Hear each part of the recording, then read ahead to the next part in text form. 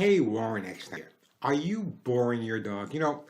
Having been answering all of your pet and animal questions for well over 40 years, the one thing that's consistent all the time is many behavioral issues are related to your dog being bored, and in some cases your cat as well.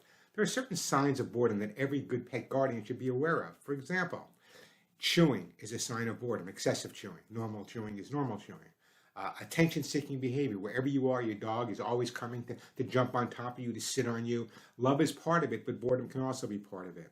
Also, repetitive behaviors. The dog's doing the same thing over and over and over again. In some cases, it can actually become compulsive, which is a bigger problem for someone like myself to resolve, but it can be resolved. So I want to talk to you about boredom.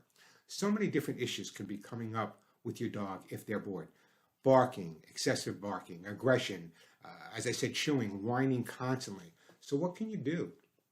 How do you stimulate your dog and get rid of the boredom? Well, first of all, you have to realize that your dog is bored. Let's face it, you've been working all day long or whatever you do during the day. You come home, you're tired, you're tuckered out, but your dog's been hanging out with nothing to do but watch General Hospital on TV. Of course they're bored.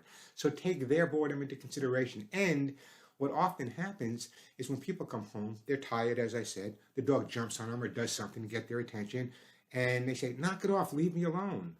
Well, that's like refusing a hug from your kid. You can't do that. Take into consideration that your dog's been waiting for you. Spend the first 15 or 20 minutes with the dog, and the rest of the evening will be enjoyable for everybody, I promise. But here are some of the things you can do. Number one, more playtime with your dog. Play with your dog the way he wants to play. If I tell you how many pairs of jeans I have and shorts I have and how many scratches I have on my knees from getting down on all fours and playing dog with dog is what I do. Something you should take into consideration too. More playing. But play the way the dog wants to play. It's not always just retrieving the same tennis ball in the backyard or throwing that same stick in the backyard. Also, people say to me, well, Warren, I trained my dog. Yeah, you trained your dog, but we never stop learning, nor does your dog. So continue with the training. Even the basics, if you want to consistently try them out in different areas, or add some advanced training, agility training, not because I care what the dog responds, but just to keep that mind mentally stimulated. And give your dog a job. Hey, get me the newspaper. Hey, get me this. Hey, get me that. That's also stimulating for your pets.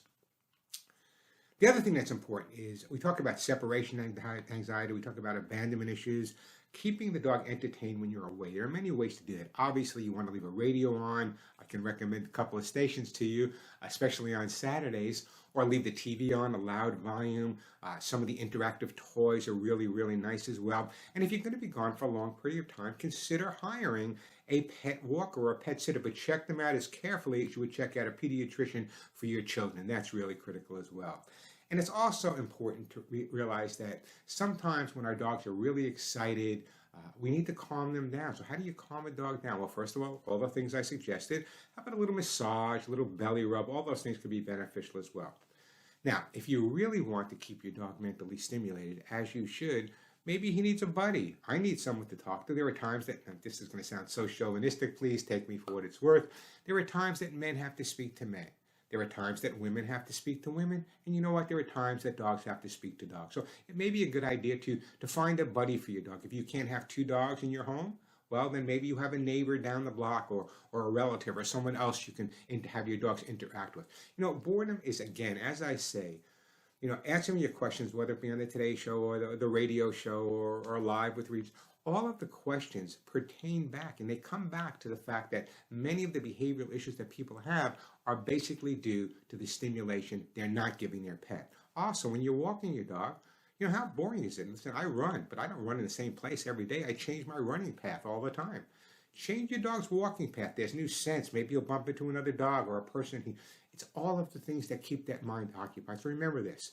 If you have a dog, besides taking care of the nutrition, besides taking care of the veterinary care, it's up to you to take care of the brain, the mental stimulation. And if you keep your dog or cat mentally stimulated, you'll find out that you'll have a much, much better behaved pet, but more importantly, a much happier pet. And that's important to me.